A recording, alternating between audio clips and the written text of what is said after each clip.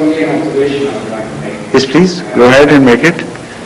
In the question, the next part of the question was that Muhammad's name was Muhammad and Ahmad. In the eyes of God, the question is, what his attributes are?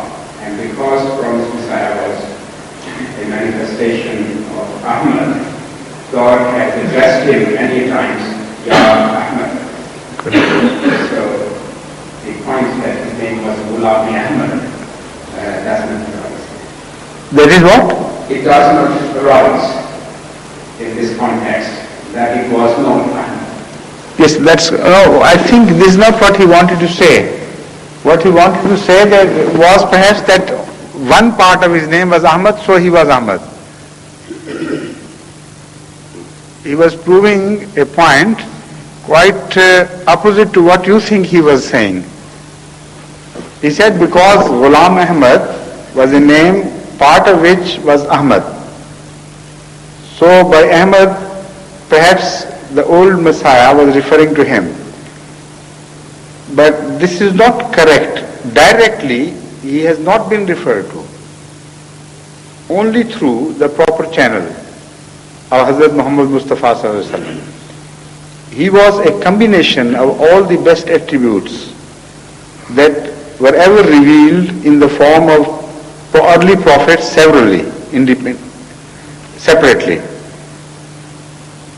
So when somebody is referred to by another prophet before him, before Hazrat Muhammad, all the fingers must first point to the coming of Hazrat Muhammad Mustafa Sallallahu, because he is the focal point of all prophecies. Not only to mention the prophecies of Hazrat Musa or Hazrat Isa, according to the Holy Quran, Hazur Sallallahu Alaihi Wasallam was the focal point of every prophecy before him, because a new era had to dawn with his coming. For the first time, a universal religion was to be revealed. The whole mankind was to be addressed. A final consummate message was to be revealed. So it was so revolutionary that as in the case of Judaism, fingers had been pointing towards Messiah.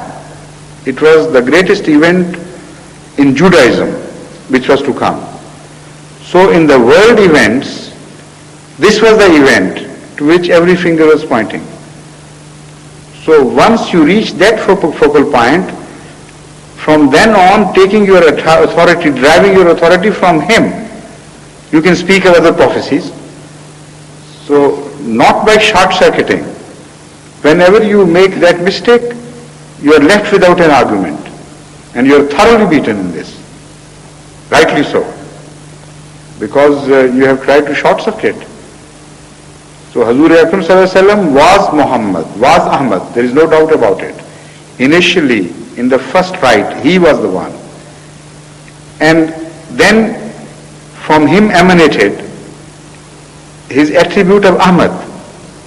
That was only that part of it which related to softness, no warrior-like character, no permission to raise sword against sword and things, only an ability of perseverance and patience and sacrifice and offering one's heads to swords, offering one's houses for others to burn. All that Messiahhood stands for is persecution at the hands of the enemies. So that is Ahmadiyyah. And that is the message of love and softness I was speaking about. So once Hazur Akram Sallallahu Alaihi Wasallam himself revealed this in the beginning. In fact, he started with Ahmadiyyah. In the first period of Mecca, this is what you find of him. Jalal appeared later on. So he was the one where both these qualities joined hands. And later on, Ahmadiyyat emanated from him to reappear in the latter days. This is why he speaks of Messiah to come. It means something in his nature will reappear. And what is Messiahhood? If Moses is similar to Muhammad, Messiah is similar to Ahmad in character. So it was speaking of an Ahmad to come, the same thing, one and the same thing.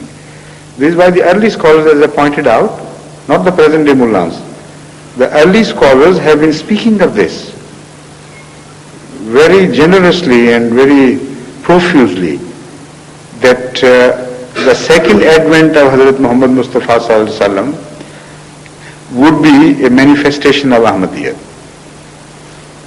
And in that era, Islam would become victorious, when Messiah would appear. So this is the age which we find ourselves in. Yes, please.